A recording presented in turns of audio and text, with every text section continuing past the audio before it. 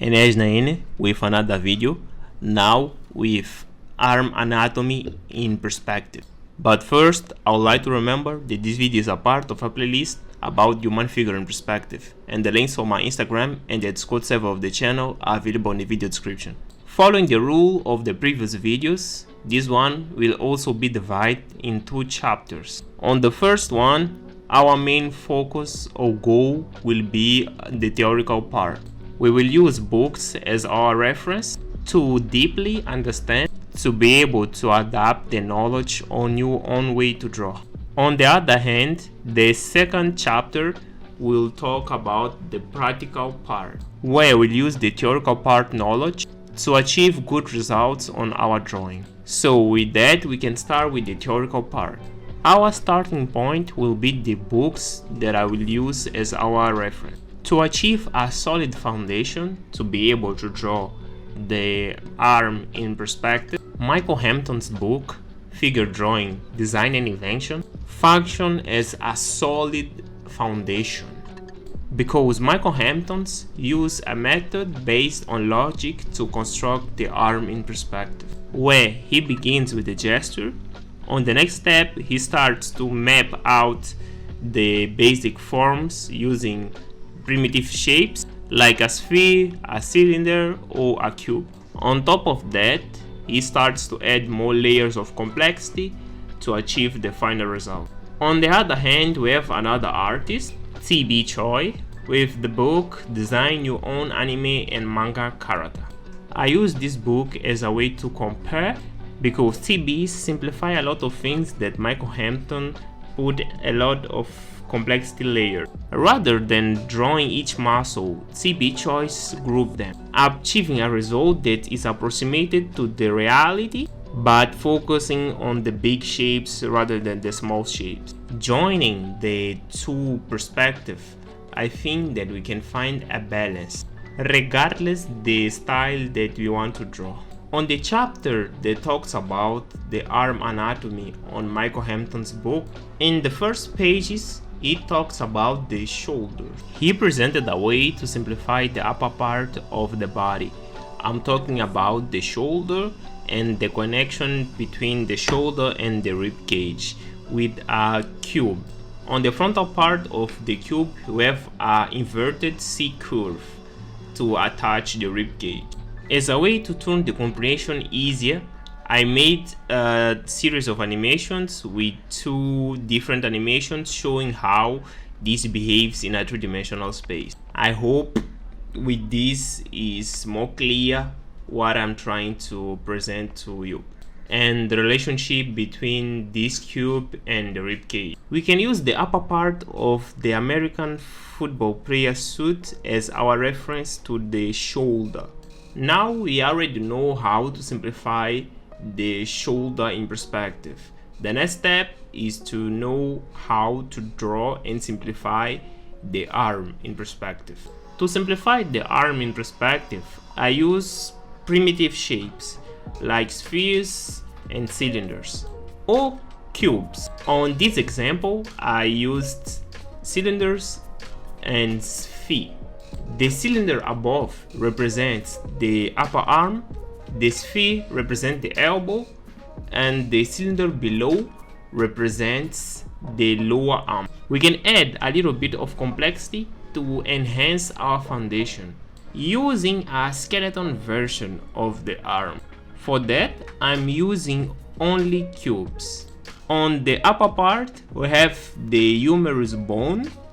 On the lower, we have the radius and the ulna bone.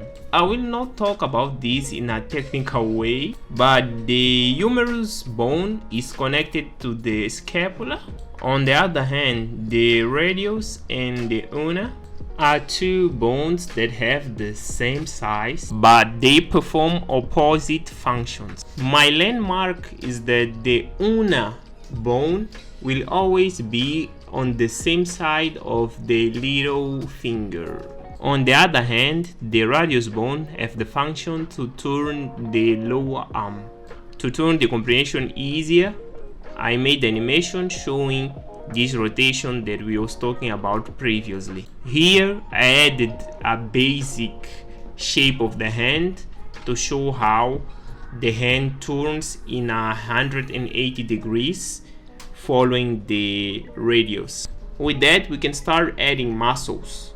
I made animation with the more pronounced muscles that made a lot of difference on the final result of our drawing. We have in orange the deltoid, in purple the bicep, and green the tricep. We also have another different muscle groups in different colors, but for me the important thing here to take a note is to know the relationship between the muscles, how to group them. In this way you will not need to draw each muscle but know how to draw a specific group, but always remembering that on each group we have individual muscles that are working in individual tasks. But this will be clear on the practical part of the video. Now, here we'll use the knowledge of the theoretical part to apply on different examples, showing that all the previous things make sense when you start to draw. As you can see, I will start with primitive shapes. On the next step, I started mapping the pronounced muscles. As you can see, I didn't start to draw each individual muscle.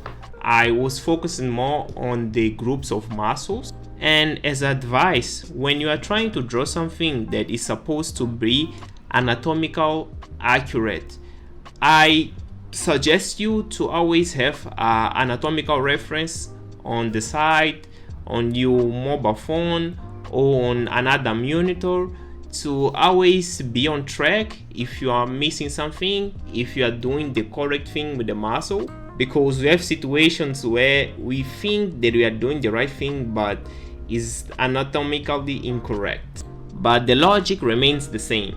You start with primitive shapes. On top of that, you start mapping the pronounced muscles, and yeah, you do the final details.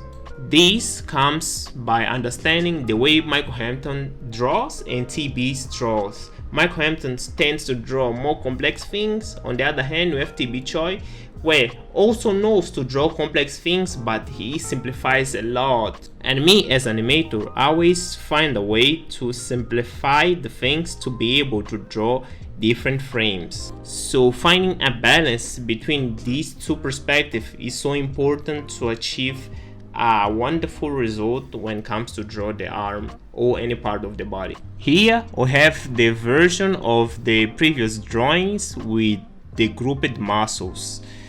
I separated the groups with different colors. We have in orange the deltoid as one group, the rest of the muscles of the upper arm in blue and the lower arm in green. Using this way of thinking, I think that we can achieve good results drawing the arm in perspective.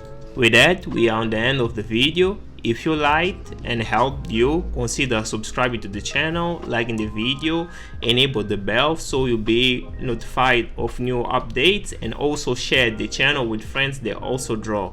And if you play Fortnite or any game on the Epic Store, consider using my creator code tag ENEAG2023. Thank you and see you on the next video. Bye bye.